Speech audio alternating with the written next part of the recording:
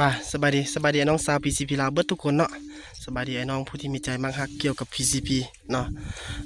มื้อนี้สิมารีวิวก่อนส่งงานลูกค้าอยู่ทางเสียงขวางเนาะ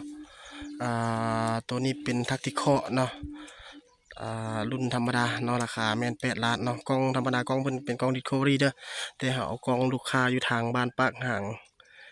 ทางเมืองธุรคมเพิ่นเนาะเฮามาเทสกล้องให้เพิ่นเลยเนาะเพราะว่าปืนเพิ่นมีปัญหาแล้วก็เทสทั้งกล้องเทสทั้งระบบเลยเนาะอันนี้เป็นของลูกค้าอยู่ทางเมืองคูนเด้อ2บอกนี่เมืองคูนเบิดเนาะต่างแต่บ้านอันนี้ทักติคอนี่อยู่บ้านโพนไซบ่เนาะถ้าชื่อบ่ผิดโพนไซแล้วอันนี้อยู่บ้านสีพรมเนาะเป็นของอายเพิ่นอยู่ทางเชียงขวางเมืองเดียวกันเลยเนาะจำบ่ถนัดกันเนาะแต่มันบังเอิญซื่อๆเนาะอันนี้ของอายเพิ่นอยู่ทางบ้าน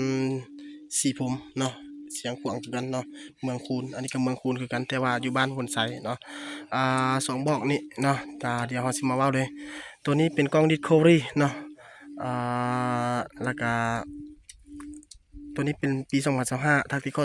2025ลำเป็นลำ XM8 เนาะเก็บเสียงเป็นเก็บเสียงเกมเต็กเนาะแล้วก็วาล์วก็เป็นวาล์วซิกิตเนาะเฮาได้อัปเกรดให้พร้อมแล้วเนาะอัปเกรดแล้วก็บ่ว่าสิเป็นสปริงหรือว่าแวนเนาะถังนี้เป็นถังอะลูกลตัดเด้อราคานี้เด้อราคา8,500,000เป็นถังอะลูกลตัดเนาะเฮาเทสให้เพิ่นเรียบร้อยแล้วเนาะตัวนี้เนาะเฮาเทสระยะ30เนาะบ่แม่นลูกค้าเพิ่นขอมาให้เทส30 เมตรพอเนาะแต่ว่าเฮากันบูทให้เพิ่นเป็น40 เมตรกันบูทให้เพิ่น10 เมตรเนาะเฮาเทสอยู่40 เมตรตัวนี้ก็คือกันเนาะคือกันเลยเนาะเทสระยะเดียวกันเนาะ40 เมตรแม่นหัวโป้มือปิดได้เนาะตัวนี้ละแม่นเป็นดากอน09เด้อรีวิวเลยก็ได้เนาะตัวนี้ยิงแล้วดากอน09เนาะกล้อง BSA เนาะตัวนี้เพิ่นเอาเป็นเก็บเสียงสีดำเด้อเดี๋ยวสิเปลี่ยนให้อ้ายเพิ่นเพราะว่าตัวนี้เอามาเทสซื่อๆเนาะถังเป็นถังคาร์บอนว่าเป็นวาล์วซิเกตอัปเกรดให้พร้อมแล้วเนาะ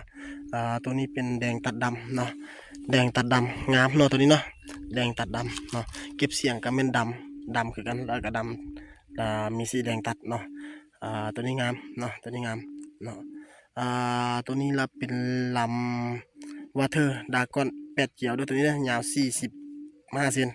เนาะ45 เซนการปักทางนั้นนึงงามเนาะตัวนี้เนาะเบิ่งบอดี้เลยเนาะตามนี้เลยเนาะนี่นะมาเทศกับทีมงานหลายคนอยู่เนาะ7-8 คนเนาะมาต่างมากินข้าวป่าเลยเนาะ